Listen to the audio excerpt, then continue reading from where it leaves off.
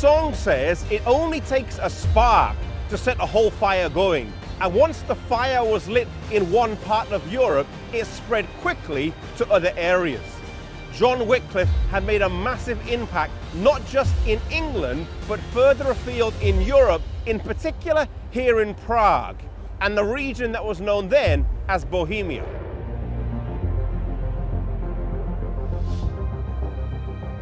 John Huss was of humble birth, and his father died soon after he was born.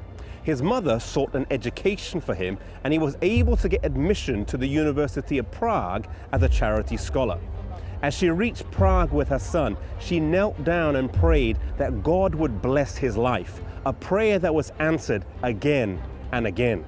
He soon distinguished himself by his tireless application to study and by his blameless life. Upon completing his studies, he entered the priesthood and rapidly rose to prominence, soon becoming attached to the court of the king. In a few short years, he was the pride of his country, and his name was known all over Europe. Today, they've built a statue to commemorate him here in the Old Town Square. Several years after becoming a priest, Huss was appointed preacher of the Bethlehem Chapel here in Prague. The founder of this particular chapel had advocated as a matter of importance the preaching of the scriptures in the language of the people. At that time, there was a large degree of ignorance concerning the Bible, and Huss also believed that it was vitally important to preach the scriptures in the language of the people.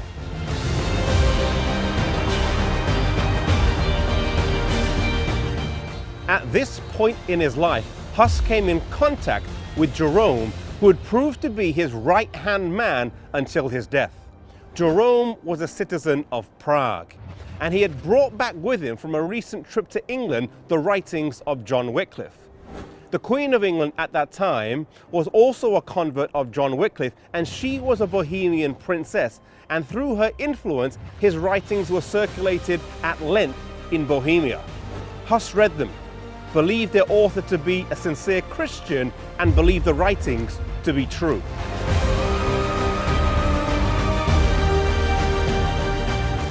Huss's impact was growing, not just here in his homeland, but also in neighboring Germany.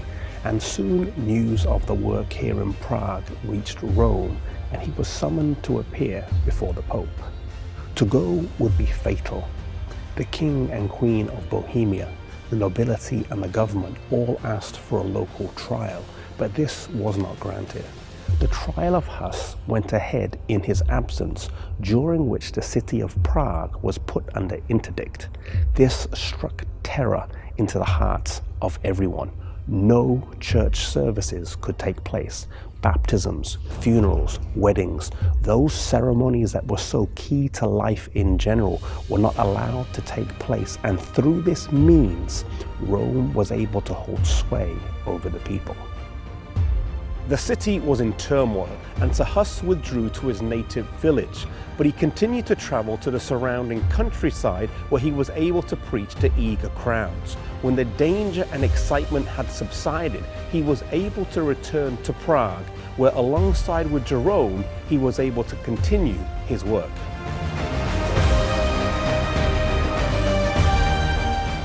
During this time in Europe, there was not one or two, but three rival popes, all claiming to be the vicar of Christ. This abuse of power in the church was something that many men strongly condemned, Huss being one of the loudest voices.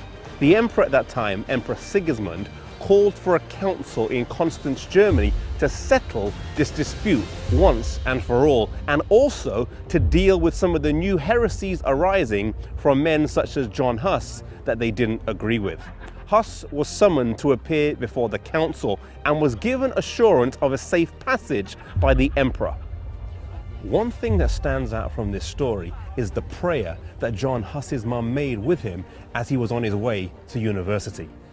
I want to encourage you, if you're praying for a child, if you're praying for a parent, to never give up in your prayers. The prayer of John Huss's mother was answered many, many times over in ways that she couldn't have even imagined. Maybe you're praying for your children, maybe they're on their way to school, maybe you're praying for a loved one.